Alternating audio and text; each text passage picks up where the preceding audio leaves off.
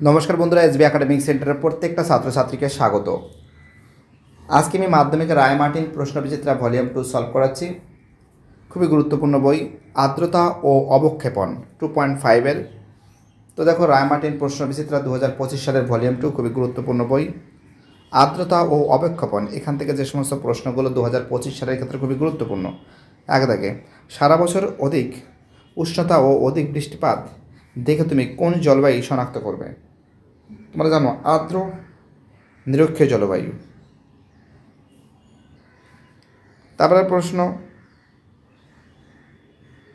2 দাগে, বায়ুর আর্দ্রতা মাপক যন্ত্র। তোমরা জানো যে অ্যান্সার হবে কিন্তু আমাদের হাইগ্রোমিটার। ঠিক আছে, পরের প্রশ্ন, বার্ষিক উষ্ণতা প্রসার সবচেয়ে কম নিরক্ষীয় অঞ্চল। কোন অঞ্চলে? নিরক্ষীয় অঞ্চলে। 4 দাগের প্রশ্ন, ঋতু পরিবর্তন দেখা যায় না। অ্যান্সার হবে কিন্তু নিরক্ষীয় অঞ্চলে। 5 দাগে, দিন রাত্রি তাপমাত্রা পার্থক্য সবচেয়ে বেশি। 5-এর যে প্রশ্ন অ্যান্সার হবে ক্ষয়ের অ্যান্সার উষ্ণ মরু অঞ্চলে। 6 দাগে, আপেক্ষিক আর্দ্রতা সর্বাধিক হয়। 6 দাগের যে প্রশ্ন, তোমরা জানো যে ভোরবেলায়, কি কোন সময় হয়? ভোরবেলায় হয়। 7 দিকে, জলীয় বাষ্পের জলকণায় পরিণত হওয়ার প্রক্রিয়া হলো। 7 দাগের যে প্রশ্ন আছে এর অ্যান্সার হবে আমাদের ক্ষয়ের অ্যান্সার। কী হবে ক্ষয়ের অ্যান্সার? ঘনীভবন। কী হবে? ঘনীভবন হবে।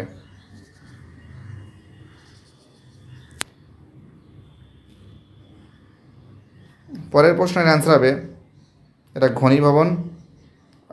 8 দাগের প্রশ্ন, বৃষ্টিপাত সবচেয়ে কম হয়। খুব ইম্পর্টেন্ট প্রশ্ন, বৃষ্টিপাত সবচেয়ে কম হয়। 8 দাগের প্রশ্ন অ্যান্সার হবে গয়ের অ্যান্সার তুন্দ্রা অঞ্চলে। কী হবে? তুন্দ্রা অঞ্চলে। 9 দাগে, আপেক্ষিক আর্দ্রতা প্রকাশ করা হয়। 9 দাগের যে প্রশ্ন আছে অ্যান্সার হবে শতকরায়। কী হবে? শতকরায়। আর 10 দাগে, 3/4 মেঘাচ্ছন্নতা যে প্রতীক চিহ্ন দিয়ে বোঝানো হয়।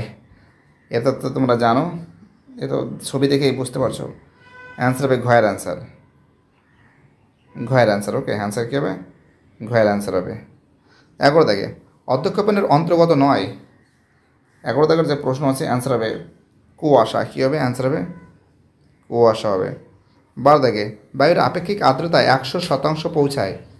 12 দাগের যে প্রশ্ন আছে অ্যান্সার হবে ক্ষয়ের অ্যান্সার হবে শিশিরাঙ্ক তাপমাত্রায়।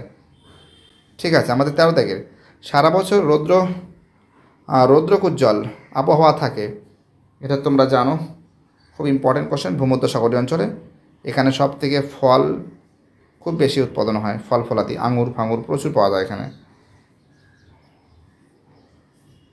চলো আমাদের পরের প্রশ্ন 14 দাগের, জলবায়ুগত মরুদ্যান বলা হয়। 14 দাগের যে প্রশ্ন আছে অ্যান্সার হবে,